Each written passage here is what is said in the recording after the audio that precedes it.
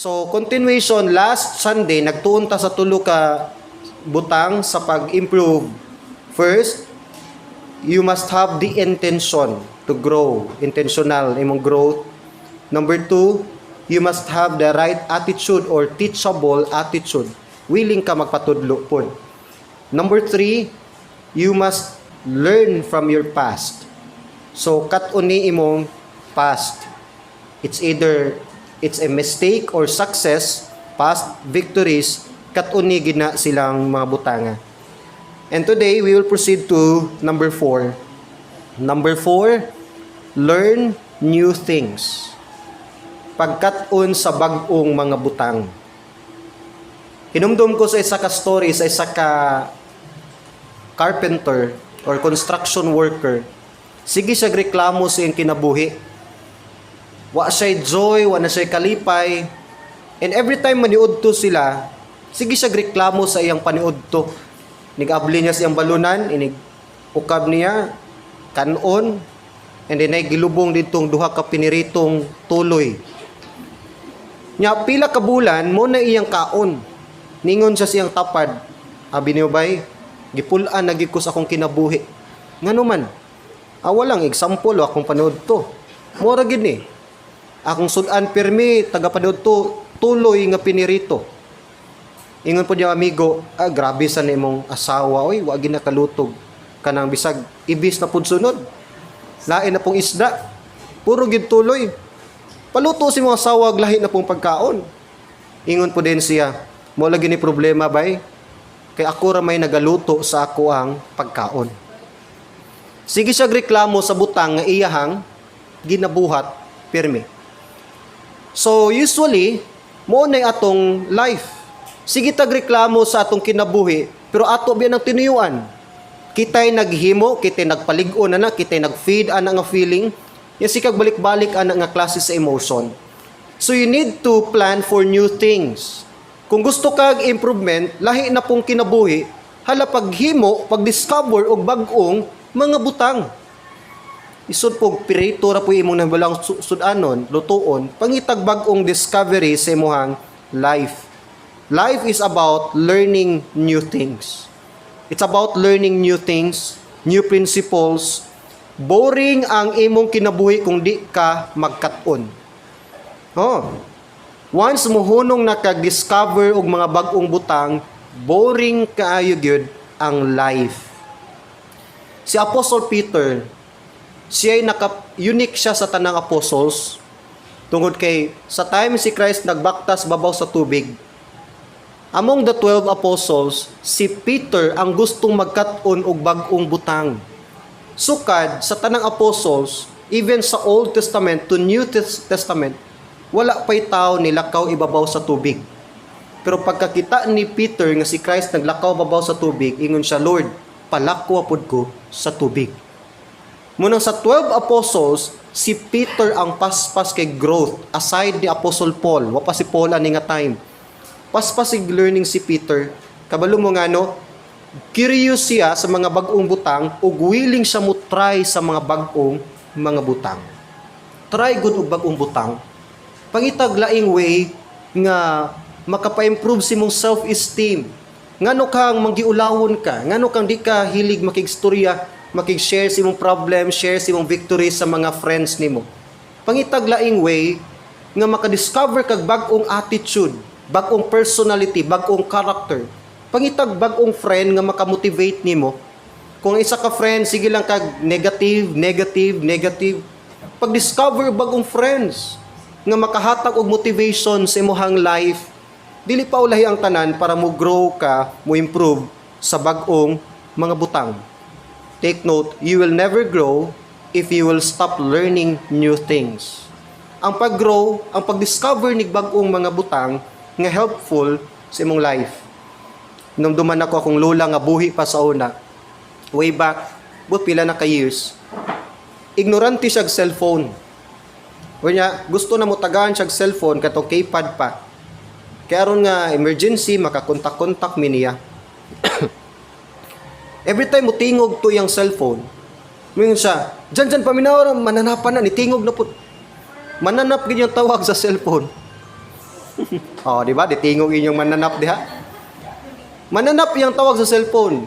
Kay wa may nauso ng cellphone sa bukid in town. Kaya kita mo tong bukid sa tuburan nga mura tong pinakabukid sa tanang bukid na gid mo gitago gyud sa kapalaran ba. Nya wa pa to'y karsada sa una, puro pa to kwayanan. Diyan ditingog na pong mananap nya di sa ganan kay mukurog man. Di gid siya ganan mo kupot og cellphone kay mukurog. One time nangaon mi nga nikurog bitaw niyang bulsa.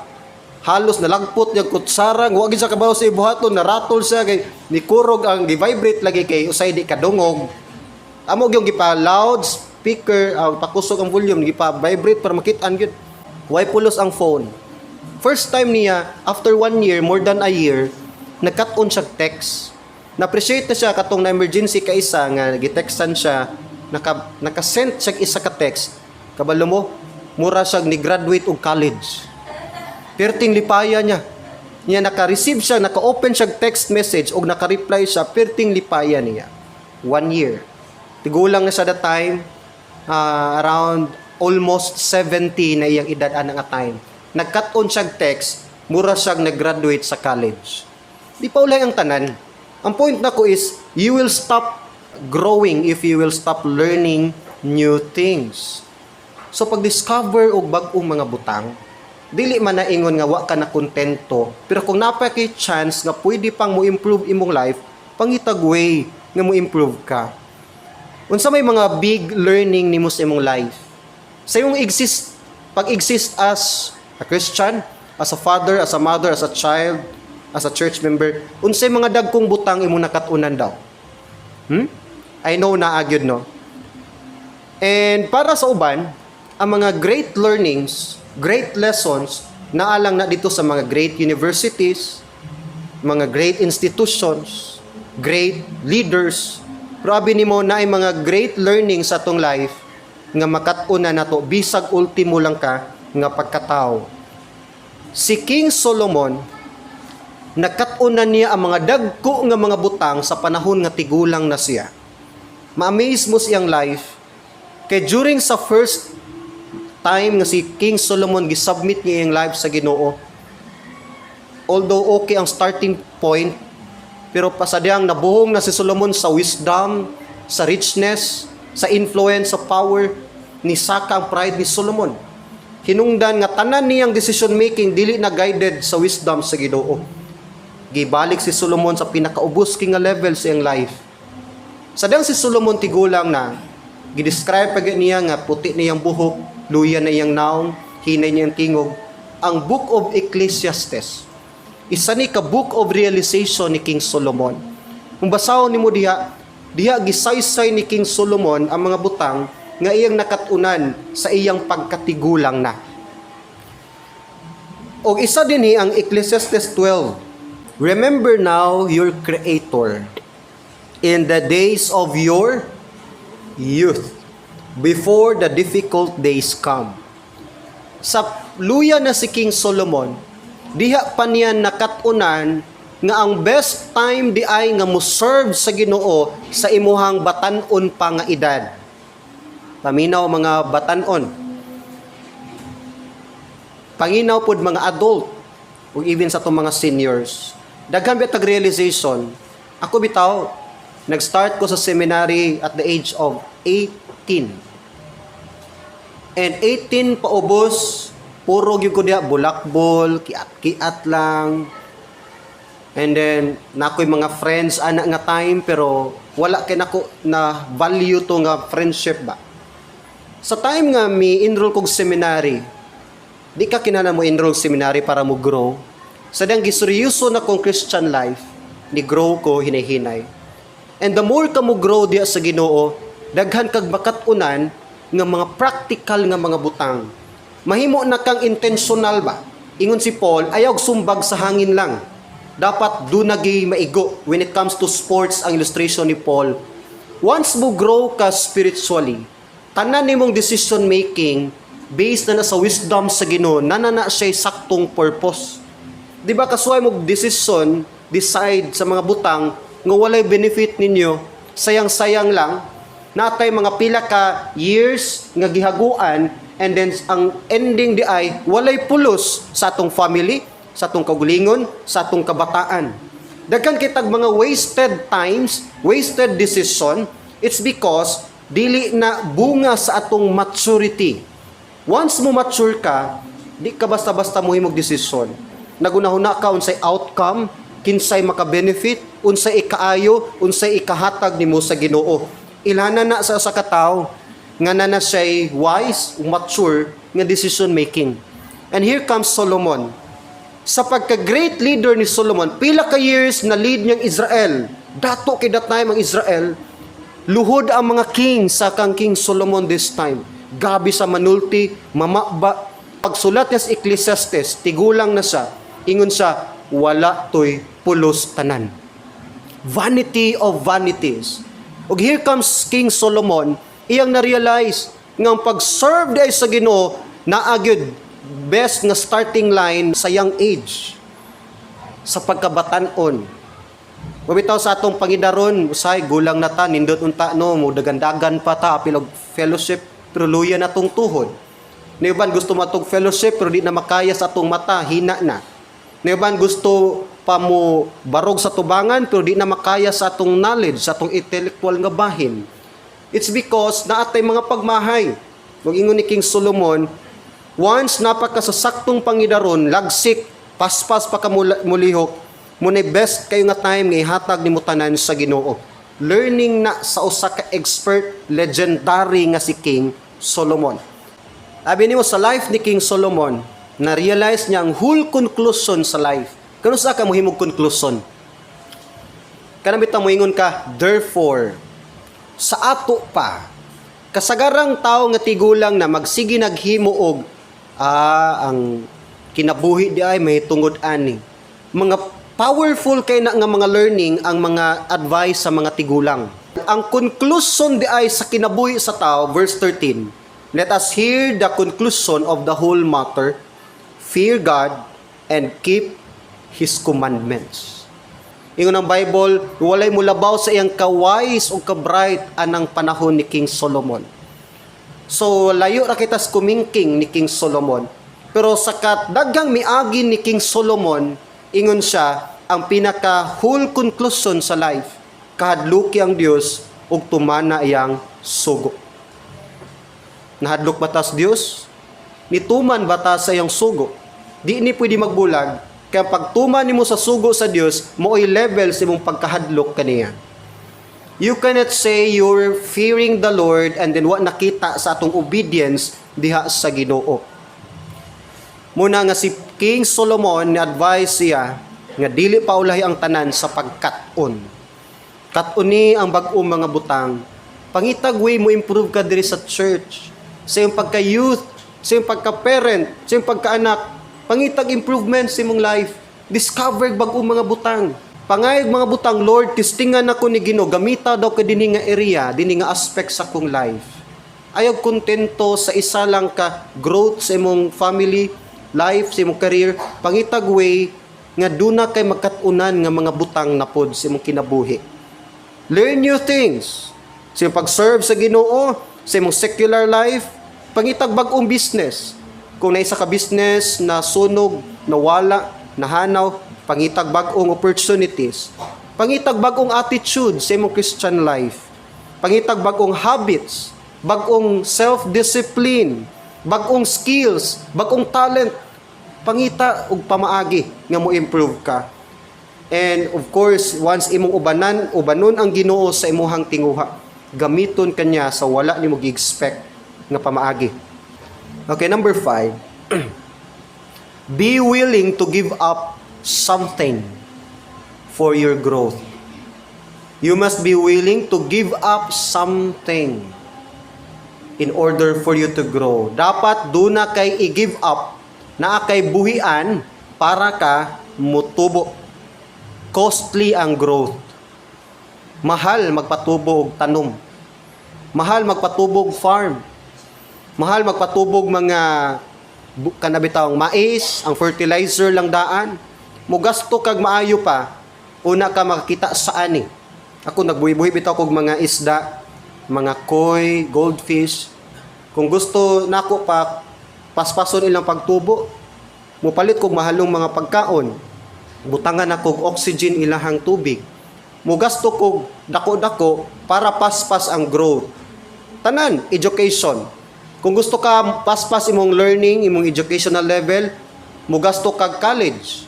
Mugasto kag masteral o board exam. Mugasto kag masteral. Mugasto pa jud kag doctoral. Gasto kayo ang pag-grow. Pero abi nimo sa atong pag-grow diha sa Ginoo, dili kwarta ang issue, dili dili matter sa pag-sacrifice lang. Para abi nimo ang pinaka-costly sa atong pag-grow diha sa Ginoo, ang pag-give up. Naagid kay i-give up diha sa Ginoo para ka mo grow. Kailan mo Moses, sa Old Testament si Moses, sadyang na-discover niya nga na siya'y gift di ay sa pag-lead og tao, na di na siya'y skills mahimong leader, di niya na ma-discover kung wala niya gi-give up ang iyaang fear. Naay fear si Moses. Ingon biyang Ginoo ka Moses nga, padtuon tikas Egypt, kuhaa sila sa bondage sa Egypt. Ingon si Moses, dili ko Lord, di ko kamo manulti. Ala, ay kabalaka, na si Aaron, mahimong spokesman nimo. Dili ko Lord, kay wa ko'y talent, wa ko'y skills. Ingon ang Ginoo, okay, gamitan ng imong sungkod. Himuon ako ng buhi, pahimuon ako ng milagro. Ingon din si Moses, Lord, pangita na laglain, bi. Ngano, na-fear si Moses. Ngano, kay nakahimo siyang sala sa Egypt. Gawas nga bugat kayang task, wa siya self-confidence, nakahimo pagid siya murder sa land of Egypt. Sa diyang gi-give up na tanan ni Moses, okay Lord, mamugos magyud ka, akong gi-give up nimo tanan. Pag adtong Moses sa Egypt, nimo siya usa ka powerful, influential kayo nga leader. Hangtod nga di nimo i-give up imong fear. I don't know asa ka nga aspect na hadlok. Nadlo ka mo take o grace, kaya ba nako? Kung kwaon ako ni nga board exam, makaya ka nako. Kung peskulaan ako sa kaya kaysa financial.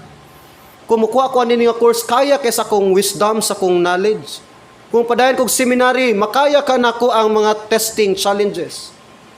Kung mo commit ko nini nga responsibility sa church, makaya ka nako ni, nga di man ko na ni ka-talented. Once i-give up nimo imong fear sa Ginoo, ang Ginoo na mo take over sa control. Take note. Kung ikaw ang maningkamot, di gyud ka mo-grow. Pero once ihatag nimo imong fear sa Ginoo, siya'y bahala sa imuhang pag-overcome sa mga kahadlok sa kinabuhi. Ang Israel, na slave sila for 100 years sa Egypt. Wa sila freedom, wa blessing, controlled sila, gihimo silang tau-tauhan lang sa Egypt. Powerful ilang God, ang God, King of Kings, Lord of Lords, tag-iyas ta ng butang, pero ang katauhan na slave. Niabot si Moses, ingon ang Ginoo, dada sila sa promised land, mo ng Israel karon, land of promise. Hangtod nga wala gi-give up sa Israel ang ilang Egypt, di sila kaabot sa promised land. Kabala mo, nagbiyahe sila sa wilderness 40 years. Bisag na sila sa wilderness, padung na sila sa promised land. Ang ilang mindsetting nagyapon sa Egypt. Ang ilang practice nagyapon sa Egypt. Sige pon sila gluhod-luhod sa mga bato, sa mga kahoy. Ang ilang mindsetting, may pagnaalam yung sa Egypt, kaya napay pagkaon. Wa na sila literally sa Egypt, pero ilang mindsetting, ilang lifestyle, ilang attitude, naagyapon sa place of slavery. Hangtod nga wa nila gi-give up ang ilang Egypt, ang wrong place, wrong influence, wrong attitude, wrong principles sa ilang life, wa gid sila kasulod sa promised land. O sa next generation, totally na-give up nila, nakasunod sila sa yutang saad. Dagan kag Egypt sa imong life. Bit-bit gihapon nimo hangtod karon. Wrong principles, wrong attitude, wrong habits, wrong beliefs. Nagyapon tay mga Egypt nga ginatago-tago sa tong life. Ug hangtod di mo na mag-give up sa Ginoo, di gyud ka kasulod sa promised land. Daghang mga tao nga matay nga ang promise nagpabiling promise. Daghang mga adto kag minteryuhan na gagmay nga kahon, nay dakong kahon, nay gamay king kahon. Lain-laing edad ang kamatayon way gipili. Pero sad to say, sa ilang kamatayon ug silang paglubong, apil na lubong dito ilang mga potentials, skills, talents, ang mga promises sa Ginoo apil na nga lubong dito. Once di ka kabiya sa imong Egypt, i-surrender imong Egypt. Kung weak ka nini nga area, Lord, weak gyud ko, madala gyud ko sa temptation, i-surrender na nga Egypt. Lord, hina ko ani nga attitude, wa ko ani, i-surrender na nga Egypt sa Ginoo. Dadun kaniya sa promised land. Si Peter, di siya kalakaw sa tubig kung wa niya gi-give up yang comfort zone. Pag ingon ni Peter, Lord, kung ikaw na Ginoo, palakwa ko sa tubig. Ingon si Christ, duol din ni Peter. Pag ingon ni Christ, duol din ni, it means, Peter, biyai imong comfort zone. Kakomportabling Pedro naglingkod sa bangka, kusog ang hangin nga bugnaw kayo. Mabitaw tong sa 12 apostles, ang 11, wa na namugos, kay plaster na sila, si Pedro mutake sa risk. Nibiya sa siyang bangka, umadto sa Ginoo, mulakaw sa tubig. Wa siya idea kung makalakaw bagid siya, basta iya, Lord, palakwa ko, I know na kay something buhaton sa kong life. Paglakaw ni Peter sa tubig, siga ka ng mata sa apostles. Mismo si Pedro di sa katuo halos. Dagag promise ang Ginoo sa imong life, unta. Pero naa pa lang ka sa imong comfort zone. Kontento na kay ka sa imong service, kontento na ka sa imong growth, okay na ni, happy naman ang pamilya ani, napakay mahimo nga best. Okay na ni, malipay ng ginawa ni, napakay mahatag nga best. And di ka kalakaw tubig. Di niyo makita ang gahom sa Dios sa imong life kung magpabilin ka sa imong comfort zone. Kana bitawng unya na. Di lang sa karon. Sunod na lang. Mubalik na lang Ginoo. Napagas imong bangka. Lisod pa karapturon, gani pilit na kag mayo sa imong bangka. Si Paul sa Galatians 2:20, unsay pasabot-an ang pag-give up? Tanawon daw nato.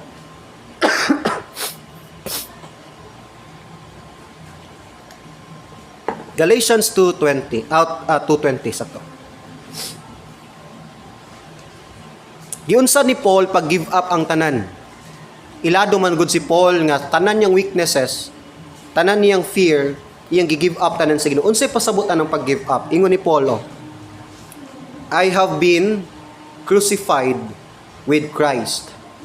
Gilansang kog apil ni Kristo. Pila ka buk gilansang sa cross? Tulo. Si Christ gilansang sa pinaka-center. Nabas Pablo dito wala.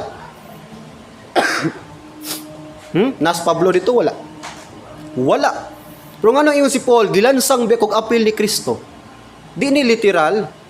Isa ni ka figurative nga statement ni Paul. It means nga ang life ni Paul, apil na niya gipalansang dito ni Christ. It means namatay na ang life ni Paul uban ni Jesus Christ. This is the point. I am crucified with Christ. Pasabot ni Paul, namatay na ang daan na kong kinabuhi dito uban ni Christ. Next, it is no longer I who live. Kabalo mo sa ingon ni Paul, ang life nga naa nako karon dili na ni ako. Kinsa na? Ingon siya, but Christ lives in me. Ang life nga naa nako karon gikan na ni Jesus Christ. Kaya akong old life, gilansa nag-appeal sa cross. Now, isa ni ka-powerful kayo nga motivation o thinking nato. Kabalo mo nga nung lisod i-grow, lisod i-improve, lisod muhatag sa tong best diha para sa Ginoo. Because we think nga ikaw gihapoy tag-iya sa imong life. Ikay tag-iya sa imong talent. Ikay tag-iya sa imong skills. Ikay tag-iya sa imong gihaguan. Di ka mo grow hangtod dili nimo i-transfer ang ownership. You need to recognize and realize nga tanang nakadawat nas Ginoo na nakay bag-ong kinabuhi ug ang bag-ong kinabuhi nimo ang Ginoo na nag-sustain ana, meaning to say ang imong ikaw gyud namatay na sa cross. Ug ang imong ikaw nga bag-o karon life na ni Jesus Christ. Meaning wa na kay right sa imong life. Wa na kay katungod sa imong kinabuhi. Mabitaw ng authoritative kay si Christ mo ingon, serve me. Deny yourself and follow me. kinsa goy tawo makaingon na imo di akong kinabuhi. Nganong inaanak ka confident, powerful si Christ maingon, i-serve ko. Murabag na siya katungod gid sa tong life is because iyang life na ang naghatag na tong life.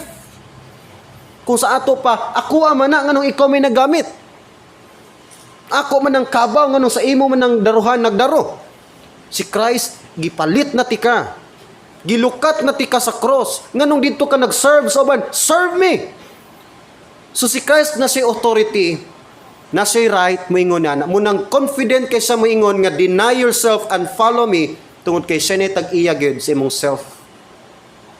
Hangtod di nimo i-transfer ang ownership. Hangtod ang kunon gyapon nato nga kitay tag-iya sa atong life, everything nga na nato lisod gyud mohatag sa atong best para sa Ginoo.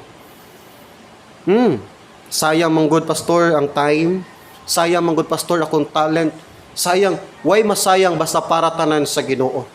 Every single action nga gihimo niyo para sa Ginoo, that labor is not in vain in the Lord. Amen? Now, si Paul, criminal bias Paul before siya na-convert. And I know sa pag-start ni Paul sa ministry, na siya fear, na kay maminaw na ako. Basig i-criticize ko. Kriminal ka, nagwaliwali ka sa ngalan sa Ginoo.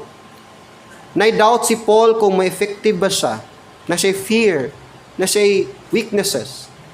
Pero sa diyang na-realize ni Paul nga hala no, kung gitawag ko sa Ginoo dinhi, iyagi kong gamiton. Ug akong ihatag tanan sa Ginoo, munang gaan kayo ang decision making ni Paul, kay para niya, wa gid siya right sa iyang life. Asa magsugod ang rebellion sa usa ka servant sa iyang master? Asa magsugod? Sa dang si servant mo na, uy, di mo ko deserving ani. Uy, ako man ni dapat ganong iyahan naman tanan. Once magunahuna na ka nga nay something imo nga gikuha sa uban, nag-start na din ang rebellion sa tao. And once ang tao magunahuna na, Lord, ako man ni. Wa man kay right tanan. Once magsugod na siya nga thinking, dali na kayo ang pagrebelde sa Dios. Pero once ma-realize nato nga at iya tanan sa Dios wa tay ato, gaan kay paghimog desisyon. Dili bugat ang paghimo sa kabubuton sa Dios kay deserving man siya pod, hatagan kay iya man gid nang butang. Gipalit na niya tanan sa cross. Unsa mga butang nga atong i-give up sa Ginoo? Give up those things that you do not own. I-give up tong mga butang nga di gyud imoha. Unsay tawag sa tao nga nagbitbit sa butang nga dili iyaha? Yes, di gusto sa Ginoo nga tawgon ang iyang kanakan nga kawatan sa butang sa iyang amahan. Dili ni atong life. Life na ni sa Father, life na ni sa Son, life na ni sa Holy Spirit. Gamito na to nis ilang kaymayaan. Give up your wrong intention. Bisag unsa pa natog luhod-luhod, give up sa ubang butang hantod dili mao atong intention, di gid mo work ang Ginoo nimo. Wrong intention, kuha atong selfish na nga plans. Tong ikaw lang ang mabuhong ba. Imo lang kog lingon nga kayuhan. Be sure kung mohimo kag plans para gid sa kadungganan sa Dios. Kung nagpray kag trabaho, di na idalo sa Ginoo. Be sure nga kung nanakay trabaho, mahimaya gyapon nimong Ginoo bisag nagtrabaho na kadiha. Right intention. Give up your excuses. Bata pa ko, Lord. Di pa right time. Kulang pa ko sa kaalam. Wa ko'y higayon. Those are excuses. Once tawgon ka sa Ginoo, it means nga mo na ang right time nga mo yes ka sa iyang call. Wala excuses. Ingon si Moses, di na ko kaya. Ako'y muhimo para makaya nimo. Di ko kabalo manulti. Na si Aaron. Wa ko'y kwarta, wa ko'y mahim. Okay, tagaan ka na mong sungkod gamitan na. Ang Ginoo mo provide once tawgon ka niya. Give up perfectionism. I-give up ang pagka-perfectionist nato. Walay perfect nga servant. Once mo serve ka sa Ginoo, once gusto ka ma-change, gusto ka mo improve, naagi mga failure nga part. Dili tanan makapasar dayon. Part na sa atong training ground. Kung gusto ka mo improve yung pagkaamahan, inahan, ayaw pag-expect himong ka sa Ginoong perfect nga parent. Nagi mga lapses tato. but be sure matag failure nimo dunay lesson.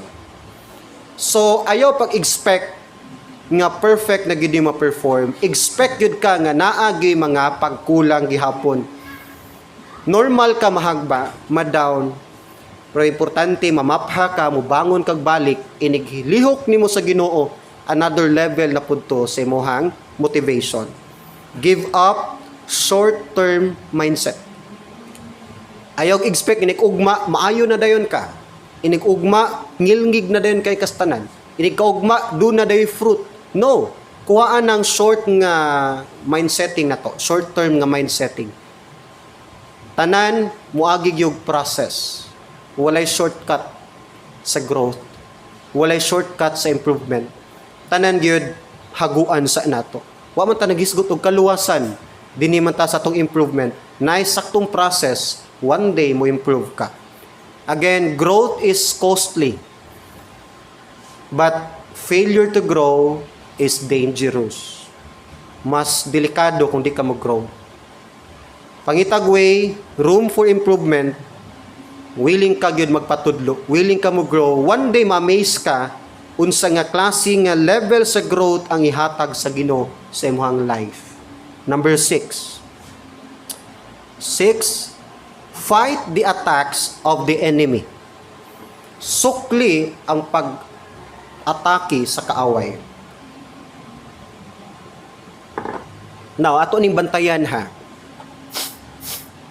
Once makita ni Satan nga ni-grow na ka sa imong Christian life, nag-apply na ka sa principle sa Ginoo, kabalo ka, ginamonitor ba kanya 24/7. Ang trabaho ni Satan, iyag yung i-down, himuong dili effective ang katawhan sa Dios. Once makita na kaniya nga, ni-grow naman ni squad. Active naman ni sa church. Sige naman ni devotional. Sige naman ni ampo. Diha na kanya tagaan dayon og mga challenges sa imuhang life. Now, ato hinumduman, dili happy si Satan o yung mga demons nga makita niya nga growing imong Christian life. Kanang bit-bit na nimo yung family sa church, wa na. Di na ginmimutang si Satan, anak. Kita lang, di-decide nagbaptism. Threat na ni Satan sa iyang kingdom once ang katawhan sa Dios nahimo ng effective sa ilahang duty. Di siya happy makita nga seryoso kay karon sa church. Di siya malipay nga imong gibyan imong labhonon sa balay yan ani kag simbahan. One time bitaw nagmeeting si Satan o yung mga demons. Patawag sila meeting kay wa na sila ganahi sa nahitabo sa mga Kristohanon. Ingon si Satan, mag-meeting ta. Di ka ng FMMBC, daot-daot na ng leader pero musukol gyapon. Atong mitingan unsay atong buhaton para maguba na sila. Tingog ditong usaray sungay nga yawa. Sa boss. Ingon si unsa may mong gibot? Gitagaan ako hutoy ilang leader. Awa boss, di na kahunat.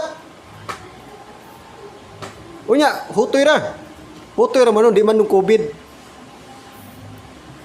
Unsa pay gihimo nimo? Boss, gipadaghan ako ilang lubhonon taga Sabado. Tan-awa na sila, boss. Sige na lang paglaba taga Sabado. Ay nag-adtog simbahan, puy-puy nang abaga ana. Unsa pa gyud? Boss, sabi niyo, boss, akong gipaon ilang mobile data taga simba. Ya, akong gi-ilad-ilad, boss. Nang murag Bible ilang gitan-aw pero di nag-chat. Inyong cellphone diya be. Basing naka-on ng mobile data. Auban, boss, gipanindot na kong teleseryeg maayo, boss.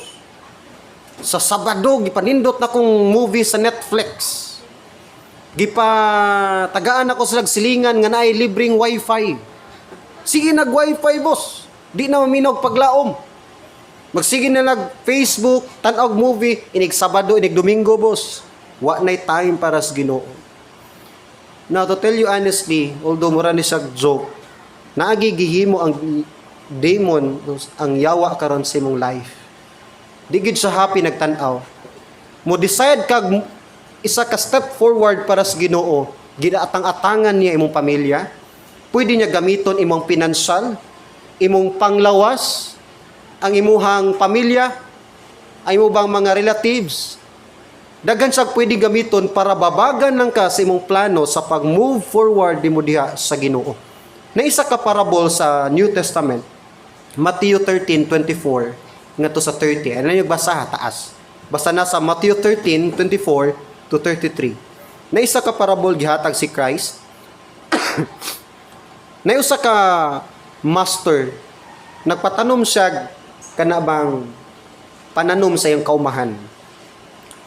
And then, sadang nanurok na ang mga binhi, ningon din si servant, hala master, unsa man yung pagkaunsaa, nga daghan mang nanurok pong sagbot, tapad sa mga gitanom na tong humay.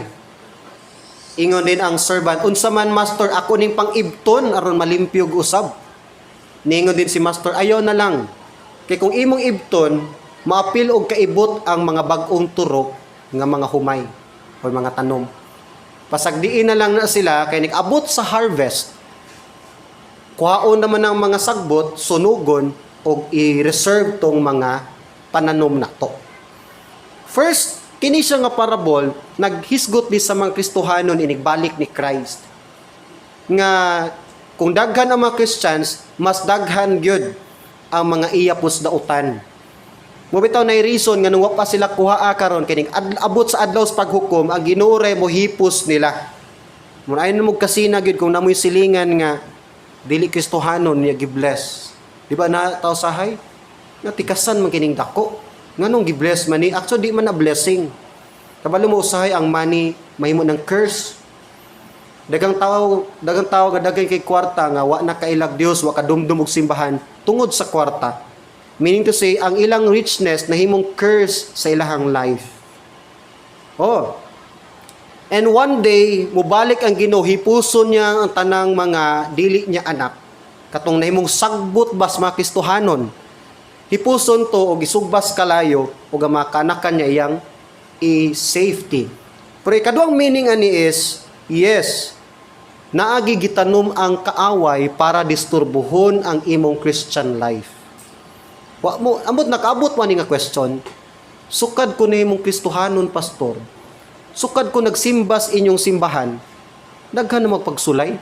Nabitay isa ka saying, nganong ang mga Kristohanon man ang gipangsulayan og maayo. Actually, nganong ginasulayan ang mga Christians kay lig-on gyud ang mga Christians. Kita lang ang naay Holy Spirit. Ang tanang anak sa Dios na kadawat ni Christ, sila lang ang dunay Holy Spirit nga naglihok sa ilang life. Mabito na kapila ta i-down, kapila ta tamukan sa mga problema, nganong mo barog, mo serve gapunta sa Dios, tungod kay powerful ang Holy Spirit nga nagpuyo sa tong life. Amen? Amen. Powerful si Holy Spirit. Mabito na nga ma-feel na to nga na mga burden, na mga problem, pero mugaan na sa once is-surrender na to tanan sa Ginoo. Ato i-give up diha sa Ginoo. So normal gyud nga naibuhaton ang kaaway pag down sa imong situation. Tanawa si Peter, Luke chapter 22, 31 to 32. Tanaw nato dinhi ang gihimo ni Peter. Luke 22, 31 to 32. And the Lord said, Simon, Simon, indeed Satan has asked for you, that he may sift you as a wheat. Abin mo, sadang nakita ni Satan nga si Peter na siya dako kay commitment para sa Ginoo. Willing kay si Peter mo serve sa Ginoo. Giplanuhan dayon ni Satan si Pedro.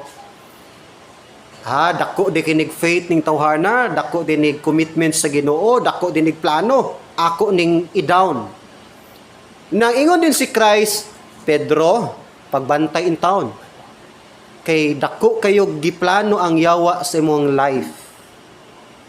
Unsay giingon ni Christ sa verse 32? Verse 32.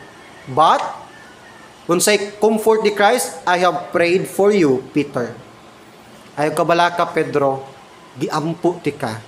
Unsay prayer ni Christ? That your faith should not fail. And when you have returned to me, strengthen your brethren. Ay kabala ka, Pedro, gipray ti ka. Kabalo ka nga nung pila ka unos na nangagis imong life, lig-on gihapon ka. Kay ginaampo ka actually ni Jesus Christ. Amen. Ginapray ka ni Christ. Tanang believers ni Christ, giagi gini ni Christ sa pag-mention niya sa mga prayers. Mabitaw na si Peter, nadala gid actually siya. Nadala siya, gibetray niya si Christ 3 times, ibalik siya siyang old life, muna gibalikan siya sa Ginoo, gipabalik sa ministry. O nganong nibalik si Peter sa ministry tungod kay wa gyud niguhunong si Christ pag-pray para ka Peter. Wa gyud nihunong si Christ pag-pray sa imong life. Nag-pray si Christ one day, mubalik imong commitment sa church. Gipray ka ni Christ one day, imo pang seryosohon ang imong commitment sa church. Gipray ka ni Christ one day, mahimo kang usa ka mas responsible, mas good nga ginikanan. Gipray ka ni Christ one day, nga dili ka masaag sa imong decision making, samtang batan-on pagka sa pagkakaroon. Di ka aware, pero sige kag ampo ni Jesus Christ. Ginapray ka ni Christ. Muna ayog sayangi ang imong panahon. Pangitag way nga mo improve imong spiritual life. Abi nimo ang kalibutan na to gi-describe this uban nga isa ka place of fun and adventure. Lingaw-lingaw laman ning kalibutan daw ingon pa nila. Pero isa ni ka battlefield. Isa ni ka battlefield. Naatay kaaway nga wa gid nato nakita. Nay ginalihok ang kaaway karon sa iyong family, sa imong silingan, sa imong relatives. Daghan siya pwedeng gamiton, gubaon ang imong focus sa pagka-Christian. Christian dapat aware ta niini. Nay gina-work out ang si Satan karon sa imong emotion nga mag-self-pity ka, wa kay self-confidence. Isa ni ka spiritual battlefield. Itong kaaway dili ang tao, isa ka spiritual nga force nga dili nato makita. One day, kung imong tugutan ang Ginoo sa imong life, dadon kanya sa isa ka situation nga dili ka katuo nga mo dinay maabtan sa imong paglambo isip usa ka Kristohanon. Sa ako nang giingon ninyo, tanang aspect sa growth sa tong life, mobalik yun sa pinaka foundation, spiritual growth. Ayog biyae gyud si spiritual growth aron practically dunay improvement sa imuhang kinabuhi. Invest og time pa sa prayer, pagbasa sa iyong Bible, spend time with other Christians, pangayo og guidance sa Holy Spirit, anak ka sa Dios. Walay imposible nimo. Ayaw limitahi ang gahom. Daghan kay siyang planos imong kinabuhi nga naghulat lang siya og full submission gikan nimo. Amen. Let us pray. Father in heaven, thank you Lord nining opportunity nga ma-remind me Lord sa power nimo Ginoo. Dili pa ulahi ang tanan nga mo improve. Di pa ulahi ang tanan Lord nga makita na mo Ginoo ang clear nga plano nimo sa mong life. I-guide mi Ginoo. Dili na mi gusto pa masaag. Dili na mi Lord gusto pa ma-frustrate. Di na mi Lord gusto pa magmahay pa Ginoo sa mong past decisions. Tudloi mi Lord sugod karon hangtod sa iyong pagbalik, ikaw ta Ginoo maghatag namo og klaro nga direksyon. Sa luamis mga sala, in Jesus name we pray. Amen and amen.